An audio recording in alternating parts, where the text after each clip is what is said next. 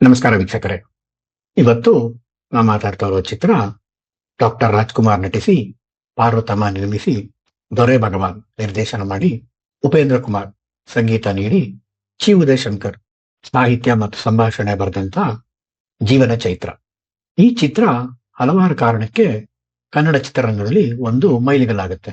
ಈ ಚಿತ್ರ ವಿಶಾಲಾಕ್ಷಿ ದಕ್ಷಿಣಮೂರ್ತಿ ಅವರ ವ್ಯಾಪ್ತಿ ಪ್ರಾಪ್ತಿ ಅನ್ನೋ ಕಾದಂಬರಿ ಆಧಾರಿತ ಚಿತ್ರ. 1989ರಲ್ಲಿ ಡಾಕ್ಟರ್ ರಾಜ್ಕುಮಾರ್ ಅವರ ಪರಶುರಾಮ್ ಚಿತ್ರ ಬಂದು ಯಶಸ್ವಿ ಆಗಿರುತ್ತೆ. ಅದೇ ಸಮಯದಲ್ಲಿ ಶಿವರಾಜ್ಕುಮಾರ್ ಅವರ ರಣರಂಗ, ರಾಘವೇಂದ್ರ ರಾಜ್ಕುಮಾರ್ ಅವರ ನಂಜುಂಡಿ ಕಲ್ಯಾಣ, ಗಜಪತಿ ಗರ್ವಭಂಗ, ಹೀಗೆ ಹಲವಾರು ಚಿತ್ರಗಳು ಹಿಟ್ ಆಗಿರುತ್ತೆ. ರಾಜ್ಕುಮಾರ್ ಅವರು ನನ್ನ ಮಕ್ಕಳ ಚಿತ್ರ ಹಿಟ್ ಆಗ್ತಾ ಇದೆ, ಅವರ ಚಿತ್ರಗಳನ್ನೇ ಜನ ನೋಡ್ತಿದ್ದಾರೆ, ನಾನು ಚಿತ್ರ ಮಾಡೋದ್ ಬೇಡ ಅಂತ ಅನ್ಕೊಂಡಿರ್ತಾರೆ. ಆದ್ರೆ ಅಭಿಮಾನಿಗಳು ಈ ಚಿತ್ರ ಮಾಡ್ಲೇಬೇಕು ಅಂತ ಒತ್ತಾಯ ಮಾಡ್ತಾರೆ.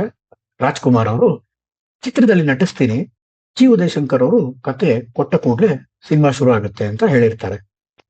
ಅಭಿಮಾನಿಗಳು ಇದನ್ನೇ ತುಂಬಾ ಸೀರಿಯಸ್ ಆಗಿ ತಗೊಂಡು ಚಿ ಉದಯಶಂಕರ್ ಮತ್ತೆ ಪಾರ್ವತಮ್ಮ ಅವರು ಒಂದು ದೇವಸ್ಥಾನಕ್ಕೆ ಹೋದಾಗ ಚಿ ಉದಯಶಂಕರ್ ಅವ್ರನ್ನ ಅಡ್ಡಗಟ್ಟಿ ಕೇಳ್ತಾರಂತೆ, ನೀವು ಕತೆ ಕೊಡ್ತಿಲ್ಲ ಅಂತ ಅಣ್ಣವ್ರ ಸಿನಿಮಾ ಮಾಡ್ತಿಲ್ಲ, ನೀವು ಕತೆ ಕೊಡೋದು ಯಾವಾಗ ಅಂತ.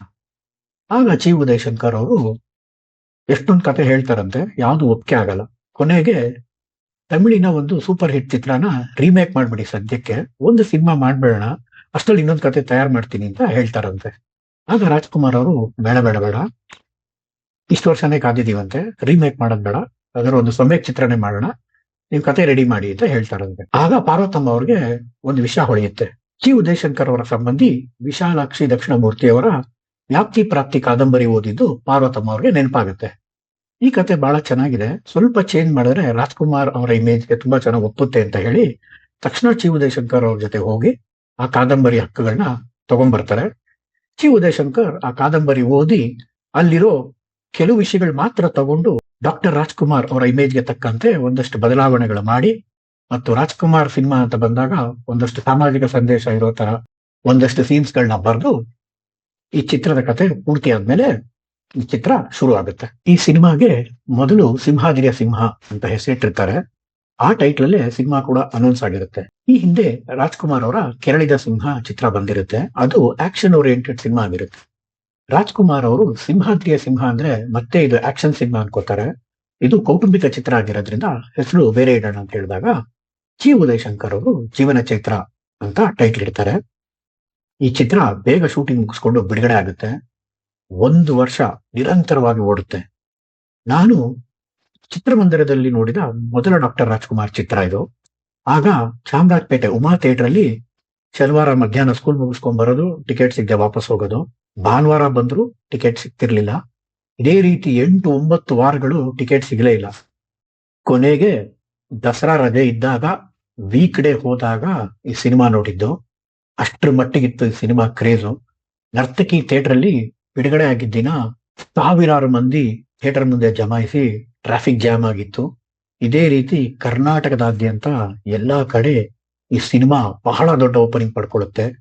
ಕತೆ ಹಾಡುಗಳು ಎಲ್ಲ ಅದ್ಭುತವಾಗಿದ್ದರಿಂದ 1 ವರ್ಷಗಳ ಕಾಲ ನಿರಂತರವಾಗಿ ಈ ಚಿತ್ರ ಓಡಿ ಡಾಕ್ಟರ್ ರಾಜ್ಕುಮಾರ್ ಅವರು 3 ವರ್ಷಗಳ ನಂತರ back with a bang, king is always a king, ರಾಜಕುಮಾರ ಯಾವತ್ತಿದ್ರು ರಾಜಕುಮಾರನೇ, ಇಷ್ಟು ದೊಡ್ಡ ಮಟ್ಟದ ಯಶಸ್ಸನ್ನ ಕೊಟ್ಟು ಮತ್ತೊಮ್ಮೆ ಡಾಕ್ಟರ್ ರಾಜ್ಕುಮಾರ್ ಚಿತ್ರಗಳಲ್ಲಿ ನಟಿಸೋದನ್ನ ಮುಂದುವರಿಸ್ತಾರೆ. ಈ ಚಿತ್ರ ಹಲವಾರು ದಾಖಲೆಗಳನ್ನ ಮಾಡುತ್ತೆ. ಚಿತ್ರದ ಕತೆ ಹೆಚ್ಚು ಕಮ್ಮಿ ಎಲ್ರಿಗೂ ಗೊತ್ತಿರುತ್ತೆ. ಚಿತ್ರದ ಪ್ರಮುಖ ವಿಷಯಗಳನ್ನ ಮತ್ತು ಈ ಚಿತ್ರ ಯಾಕೆ ಬಹಳ ಮುಖ್ಯ ಅನ್ನೋದನ್ನ ತಿಳ್ಕೊಳ್ಳೋಣ. ಈ ಚಿತ್ರ ಪ್ರಮುಖವಾಗಿ ನಮ್ಗೆ ಇಷ್ಟ ಆಗೋದು ಈ ಚಿತ್ರ ಮಾಡಿದ ಸಾಮಾಜಿಕ ಬದಲಾವಣೆಯಿಂದ. ಈ ಚಿತ್ರದಲ್ಲಿ ಡಾಕ್ಟರ್ ರಾಜ್ಕುಮಾರ್ ಅವರು ಒಂದು ಸೇಂದಿ ಅಂಗಡಿನ ಮುಚ್ಚಿಸ್ತಾರೆ. ಈ ಚಿತ್ರ ನೋಡಿದ್ಮೇಲೆ ಎಷ್ಟೋ ಜನ ಕುಡಿಯೋದನ್ನ ಬಿಟ್ರು, ಎಷ್ಟೋ ಊರುಗಳಲ್ಲಿ ಸೇಂದಿ ಅಂಗಡಿಗಳನ್ನ ಸ್ವಯಂ ಪ್ರೇರೇಪಿತರಾಗಿ ಮುಚ್ಚಿದ್ರು. ಆಗ ಸಾರಾಯಿ ಅನ್ನೋದು ಎಷ್ಟೋ ಸಂಸಾರಗಳನ್ನ ಹಾಳು ಮಾಡ್ತಾ ಇತ್ತು. ಇನ್ನೊಂದು ಪ್ರಮುಖವಾದ ವಿಷಯ ಅಂದ್ರೆ ಈ ಚಿತ್ರದ 2 ಹಾಡುಗಳು. ಮೂಗೂರು ಮಲ್ಲಪ್ಪ ಅವರು ಬರೆದಂತಹ ಮಾನವನಾಗಿ ಹುಟ್ಟಿದ ಮೇಲೆ ಹಾಡನ್ನ ಈ ಚಿತ್ರದಲ್ಲಿ ತುಂಬಾ ಸಮರ್ಪಕವಾಗಿ ಬಳಸ್ಕೊಂಡು ಚಿತ್ರದಲ್ಲಿ ಜೋಗದ ಜಲಪಾತದ ಮುಂದೆನೆ ಆ ಹಾಡನ್ನ ಅದ್ಭುತವಾಗಿ ತೆಗೆದಿದ್ದಾರೆ. ಡಾಕ್ಟರ್ ರಾಜ್ಕುಮಾರ್ ಅವ್ರು ಮಾಡೋ ನೃತ್ಯ, ಪಂಡ್ರೀಬಾಯಿ ಅವ್ರಿಗೆ ಜಲಪಾತ ಕಾಣಲ್ಲ ಅಂದಾಗ ತೋರ್ಸೋ ಅವರ ಎಕ್ಸ್ಪ್ರೆಷನ್ಗಳು ಅದ್ಭುತವಾಗಿದೆ. KS ನರಸಿಂಹಸ್ವಾಮಿ ಅವರ ನನ್ನವಳು ನನ್ನೆದೆಯ ಹಾಡನ್ನ ಈ ಹಿಂದೆ ಡಾಕ್ಟರ್ ರಾಜ್ಕುಮಾರ್ ಅವರ ಸರ್ವಮಂಗಳ ಚಿತ್ರದಲ್ಲಿ ಉಪಯೋಗಿಸಿರ್ತಾರೆ. ಅದೇ ಹಾಡನ್ನ ಮತ್ತೆ ಈ ಚಿತ್ರದಲ್ಲಿ ಅದರ ಒಂದು ಸಣ್ಣ ಭಾಗನ ಈ ಚಿತ್ರದಲ್ಲಿ ಉಪಯೋಗಿಸ್ಕೊಂಡಿದ್ದಾರೆ. ಈ ಮೂಲಕ ಕನ್ನಡದ 2 ಕವಿಗಳ 2 ಉತ್ತಮ ಹಾಡುಗಳು ತುಂಬಾ ಜನಕ್ಕೆ ತಲುಪೋಕೆ ಸಹಾಯ ಆಯಿತು. ಡಾಕ್ಟರ್ ರಾಜ್ಕುಮಾರ್ ಸಿನಿಮಾ ಅಂದ್ರೆ ಕರ್ನಾಟಕ, ಕನ್ನಡ ಸಾಹಿತಿ, ಕನ್ನಡ ಸಾಹಿತ್ಯದ ಒಂದು ಭಾಗನೇ ಆಗ್ತಿತ್ತು. ಆ ಅಂಶನ ಮತ್ತೆ ಡಾಕ್ಟರ್ ರಾಜ್ಕುಮಾರ್ ಅವರ ಚಿತ್ರ ಸಾಬೀತುಪಡಿಸಿದೆ. ಈ ಚಿತ್ರದ ಬಗ್ಗೆ ನಾವು ಹೆಮ್ಮೆ ಪಡಕ್ಕೆ ಇನ್ನೊಂದು ವಿಷಯ ಇದೆ. ಈ ಚಿತ್ರದ ನಾದಮಯ ಹಾಡಿಗೆ ಡಾಕ್ಟರ್ ರಾಜ್ಕುಮಾರ್ ಅವರಿಗೆ ಪ್ರತಿಷ್ಠಿತ ರಾಷ್ಟ್ರೀಯ ಪ್ರಶಸ್ತಿ ಸಿಗುತ್ತೆ ಅವರ ಗಾಯನಕ್ಕೆ. ಈ ಮೂಲಕ ಡಾಕ್ಟರ್ ರಾಜ್ಕುಮಾರ್ ಅವರು ಅದ್ಭುತ ಗಾಯಕ ಅನ್ನೋ ಅಂಶಕ್ಕೆ ದೊಡ್ಡ ಮನ್ನಣೆ ಕೂಡ ಸಿಗುತ್ತೆ. ನಾದಮಯ ಹಾಡು ಬಗ್ಗೆ ಕೆಲವು ಕುತೂಹಲಕಾರಿ ವಿಷಯ ಇದೆ. ಈ ಹಾಡು ಕಂಪೋಸ್ ಮಾಡಿದ್ದು ಎಂ ರಂಗರಾವ್ ಅವರು ಅಮೃತ ವರ್ಷಿಣಿ ಅನ್ನೋ ಸಿನಿಮಾಕ್ಕೆ. ಆದ್ರೆ ಆ ಸಿನಿಮಾ ಶುರು ಆಗೋದಿಲ್ಲ. ಆದ್ರೆ ಈ ಹಾಡಿನ ಟೇಪು ಮಡ್ರಾಸಿನ ಒಂದು ರೆಕಾರ್ಡಿಂಗ್ ಸ್ಟುಡಿಯೋನಲ್ಲಿರುತ್ತೆ. ಪಾರ್ವತಮ್ಮ ಅವ್ರಿಗೆ ಈ ಹಾಡನ್ನ ಈ ಸಿನಿಮಾದಲ್ಲಿ ಬಳಸ್ಕೋಬಹುದು ಅಂತ ಯೋಚನೆ ಬಂದಾಗ ಆ ಫಂಗಸ್ ತುಂಬಿದ ಟೇಪ್ನ ಕ್ಲೀನ್ ಮಾಡಿ ಮತ್ತೆ ಆ ಹಾಡನ್ನ ಈ ಚಿತ್ರದಲ್ಲಿ ಉಪಯೋಗಿಸ್ಕೋತಾರೆ. ಈ ಹಾಡು ಹ್ಯಾಕ್ ಶುರು ಆಗ್ಬೇಕು ಅನ್ನೋ ಮಾತುಕತೆ ನಡೀತಿದ್ದಾಗ ಈ ಚಿತ್ರದಲ್ಲಿ ಡಾಕ್ಟರ್ ರಾಜ್ಕುಮಾರ್ ಅವ್ರಿಗೆ ಆಕ್ಸಿಡೆಂಟ್ ಆಗುತ್ತೆ, ಎದ್ದು ಕೂತ್ಕೊಳ್ತಾರೆ. ಆಗ ಈ ಹಾಡು ಬರಬೇಕು ಅಂತಿರುತ್ತೆ.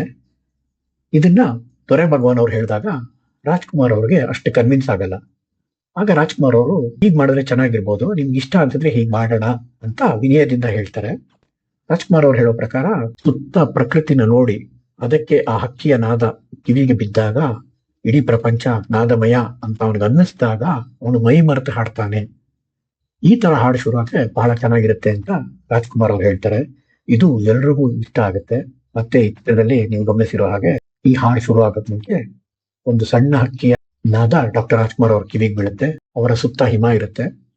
ಆಗ ಈ ಹಾಡು ಶುರುವಾಗಿ ಮೈ ಮರೆತು ಹಾಡ್ತಾರೆ ಮತ್ತು ಹಾಡು ಮೂಲಕ ನಮ್ಮನ್ನೆಲ್ಲ ಮೈ ಮರೆಯುವ ಹಾಗೆ ಮಾಡಿ ಕನ್ನಡಕ್ಕೆ ಒಂದು ರಾಷ್ಟ್ರ ಪ್ರಶಸ್ತಿನೂ ತಂದುಕೊಡ್ತಾರೆ. ಕ್ಲೈಮ್ಯಾಕ್ಸ್ ಅಲ್ಲಿ ಬರೋ ಮೀನಾಕ್ಷಿ ಮೀನಾಕ್ಷಿ ಅನ್ನೋ ಡೈಲಾಗು ಡಾಕ್ಟರ್ ರಾಜ್ಕುಮಾರ್ ಅವರ ಮಕ್ಕಳಿಗೆ ಯಾವ ಮನೆ ದೇವಸ್ಥಾನ ಆಗಿತ್ತೋ ಇವತ್ತು ಅದು ಕುರುತನ ಸಾಮ್ರಾಜ್ಯ ಆಗಿದೆ ಅಂತ ಬಯೋ ಸೀನು ಬಹುಶಃ ಡಾಕ್ಟರ್ ರಾಜ್ಕುಮಾರ್ ಅವರ ಜೀವನದಲ್ಲೇ ಒಂದು ಮಹತ್ತರವಾದ ದೃಶ್ಯ.